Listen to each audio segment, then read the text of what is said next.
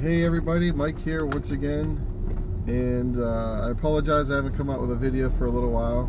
I've been kind of crazy with work and other things going on, and to be honest, I really haven't done that many mods lately. Just been, like I said, just been a little bit too busy with other things going on. But hey, I'm back, and this is going to be a little bit different kind of a video, and everybody knows that I really love this car. And I'm sure everybody that has a Kappa or a Sky or a Solstice or a GT or an Opel GT and love their cars. But you know what? There's also some things that I hate about it. And that's what this video is going to be about, is what do I hate about this car? Not that there's a whole lot, but there are some things that I wish General Motors put a little more effort into. So these aren't going to be in any kind of particular order. It's just kind of be, hey, these are some of the things I don't really care for. And let me go ahead and get started. And the first thing is that I don't like how General Motors kind of pulled the plug on Saturn and Pontiac and I think Hummer and I don't know if there's any other ones, but those are the three that I know offhand. And it's kind of a shame. I mean, yeah, I know it's part of the whole bailout thing and we can get all political, but I don't want to get into all that. But it's a shame that they did pull the plug on such a great car. Just when it was in its first steps of being born, and it's a fantastic looking car, and they pulled the plug, and that really sucks. One of the biggest reasons it sucks is it makes it very difficult for us to get parts now. The only time you can really get any decent parts, unfortunately, is if somebody else totals their Sky or their Solstice and they start parting it out, and that's a shame. There are some aftermarket companies out there that are making stuff for our cars. I know as far as fenders and hoods and things, Norm's Fiberglass does that. DDM Works and RPM Motor Works, they have some performance products that we can use as well. Anyway, hey, thanks General Motors for kind of screwing us up. And just imagine what this car would look like in its second and third generation. It would be absolutely incredible, I'm sure. But then again, you never know. I mean, Chevy might have pulled a plug on it anyway because we'd be going against their Corvette sales. I'm sure they don't want anybody to affect their Corvette sales, even though I don't think it would have happened. It's a whole different price range, a whole different customer, and I think somebody who would buy a Sky or a Solstice would jump up to it's kind of a stepping stone to a Corvette anyway. But hey, who am I? So anyway, like I said, that's one of the reasons that things that I hate about the Sky is General Motors pulling the plug on Saturn. And for you Solstice owners, the Pontiac. Okay, another thing that I hate about my Saturn Sky, trunk space. I think that's really all I have to say. Now, this particular item that I hate is only going to affect those of us that have the manual transmission, and that's pretty much the notchiness of the gear shift. It's very notchy, and I believe it came from one of General Motors' trucks in Colorado. It is a truck transmission that they put in here, so it does have that notchy feel to it. I know you can go and purchase a short shifter from DDM Works. I don't have that, and maybe that'll help. I did test drive somebody else's Kappa, or actually I think it was a Pontiac Solstice specifically that they had, and it was nice. Not really high on my priority list of mods, but if I need to do that, I certainly can on my Sky. But just the general overall notchiness, a little bit of annoying. But hey, it is what it is. I hate that saying, but it is what it is. Now this one's going to be for those of us that are 6 foot tall or taller, and I'm actually 6'1". I do wish that General Motors or Saturn, Pontiac, or whoever kind of designed the overall platform would have added a couple of more inches to the length, or at least the interior of the car. Being 6 foot, I fit in it.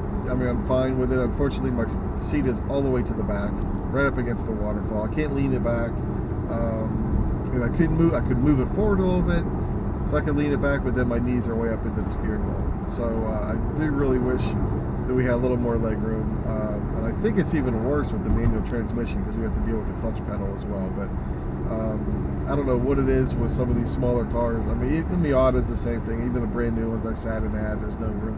So I don't know if it's just something that all the engineers of these sports cars are small and they don't really care about the tall guys, or what's going on. But anyway, it would have been nice if they gave us a little more comfort, a little more room in this car. Now, mine is actually a little bit better than some of the other ones out there because I do have the power seat, so I can actually lower the seat a bit, which helps. I mean, as far as getting the knees up into the steering wheel, that certainly helps. But so if you're 6 foot taller or taller, and you don't even have the manual seat, well, God bless you, because the legroom has to be horrendous in there for you. But hey, if they had worked on a second or third generation without going out of business, maybe they would have heard some customer feedback and made a little bit longer, but they didn't, and I'm stuck with it. Okay, now this particular gripe is pretty much with the top. It is a manual top, and there are a lot of manual tops out there. I understand that, a lot of power ones as well. But the manual top on this one, it's not just you flip it back like the Miata and you go on your way. This one, you have to unhook the top. Well, first actually, if it's already closed, you got to pop the button on the trunk or on your key fob to pop up those little flapper things in the back, and then you got to unhook the top, and then you got to push it back, put it in the trunk, and close the trunk and go on. So there's a lot of steps involved with that. Same thing as whenever you are pretty much closing or putting the top back up again. You got to get out, pop the trunk, get out, pull the trunk or pull the top all the way, lock it into place, get back out again. Close those little side flap things. I'm sure they're called something. Put them in the comments below if you know what they're called. But got to close those things and then get back in the car again. So it's pretty annoying as far as that's concerned. I mean, once it's done, you're fine. But just the whole process of doing all that is a little bit on the annoying side. So I mean, I'm fine with it not being power, simply because that's one more thing that's going to break down. Where manual, we don't have to really worry about that, but just all the steps involved is a little annoying. So there you go. And the last little gripe that I have for my Sky, I'm not sure, it's probably the same on the Pontiac as well, but just the quality of the interior pieces that are in here. I mean, the plastic is just, it's cheap. It seems like, I don't know what it is with auto manufacturers, at least back in I've had 80s General Motors car, and it was the same back then. So I haven't had General Motors for a long time now, but it seems like the bean counters get in there, and when they start cutting costs, they always go after the interior. And I don't get it, because that's where you spend most of your time, is in the interior, for God's sakes. But the interior in here, very thin plastic. I mean, I've had my dash apart probably at least 3 times, and the clips that they use, I mean, obviously they use the screws and stuff, but there's also little tabs and things you have to put there. They can be easily broken.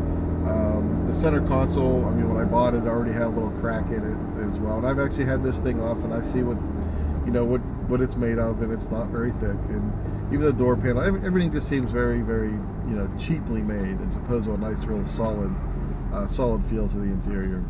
Yeah, I wish they wouldn't do that, but they do, and who knows? Like I said, I haven't had a General Motors car for a while, so maybe the interiors, I would hope they've improved on the quality of the interiors, but I don't know. Hopefully they did. Okay, so there's my list of the things that I don't really particularly care for about my Sky. Now, obviously, the things that I do like far outweigh the little gripes that I have, but otherwise I wouldn't even own the thing. It's a lot of fun, and I absolutely love the car, and I'm going to be doing more mods to it as well. In fact, I have an exhaust system that I'm going to be installing here when the weather clears up a little bit, gets a little bit warmer, so I can do it in my garage. But that being said, I am signing off. If you're not a subscriber, please go ahead and subscribe below. Like the video if you like it. Tell your friends about it, and hopefully get more subscribers out there, because the more people that I know like and subscribe to my channel, the more videos that I'm going to go ahead and make in the future. So that being said, have a fantastic day and enjoy your ride.